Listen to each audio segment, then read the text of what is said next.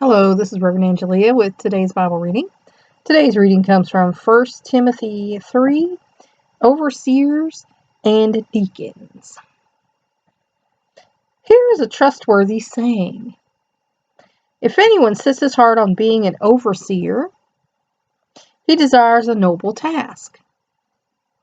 Now the overseer must be above reproach, the husband of but one wife, temperate, self-controlled, respectable, hospitable, able to teach, not given to drunkenness, not violent but gentle, not quarrelsome, but not a lover of money.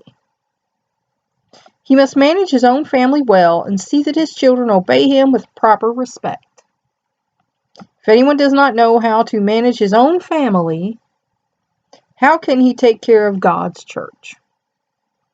He must not be a recent convert, or he may become conceited and fall under the same judgment as the devil. He must also have a good reputation with outsiders, so that he will not fall into disgrace and into the devil's trap. Deacons, likewise, are to be men worthy of respect, sincere. And this passage is how some churches keep women out of being useful in the church. No women deacons, no women, pastors, and they say it's not biblical. Okay, again, I'm going to point out the fact that this is Paul speaking, and he was a very Jewish man before he became a very Christian man, and these are traditions of the Jewish system where the women were kept out of the church looking in.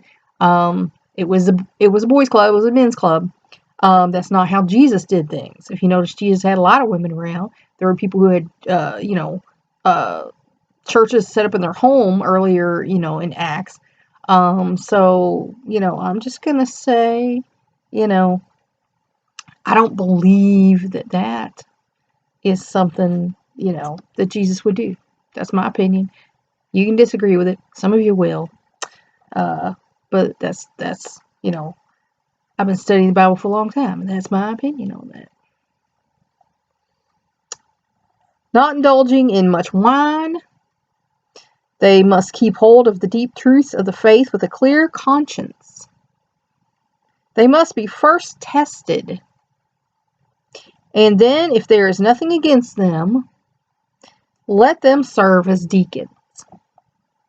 In the same way, their wives are to be women worthy of respect. Not malicious talkers, but temperate and trustworthy in everything. A deacon must be the husband of but one wife and must manage his children and his household well. Those who have served with gain gain an excellent standing and great assurance in their faith in Christ Jesus. Although I hope to come to you soon, I am writing you these instructions so that, if I am delayed, you will know how people ought to conduct themselves in God's household, which is the church of the living God, the pillar and foundation of the truth.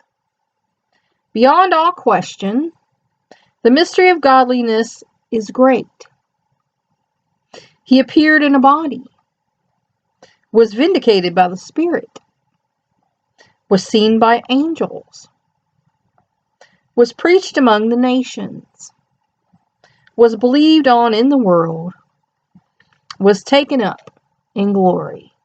Now, again, there are churches who keep their women down.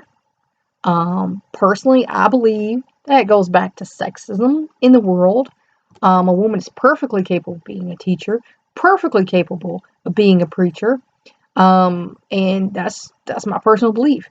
Again, I'm in a position where I've studied religion and psychology.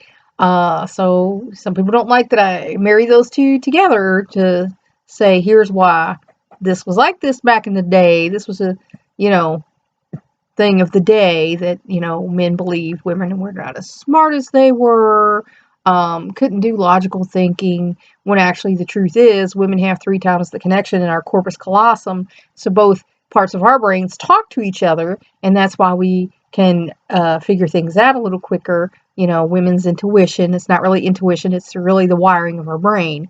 Our logic side and our emotion side talk to each other, whereas men are modal and they have to shift gears. And we're wired that way because women had to ensure the survival of their offspring. It behooved us to think quickly, think on our feet, and be able to figure out, you know, avenues of escape and protection. Whereas men were wired, you know, to be a little more brutal, to do the fighting, to do the hunting. I mean, you know, if men looked at the deer and said, "Oh, it looks like baby," then we'd all be starved, you know, back in the day. So we are different, but we are the same. We're to be partners in Christ, and that is, you know, my opinion on that. So, you know, if you're a woman in the church that's being, you know, put down, um, I'm just saying might want to look for a different church.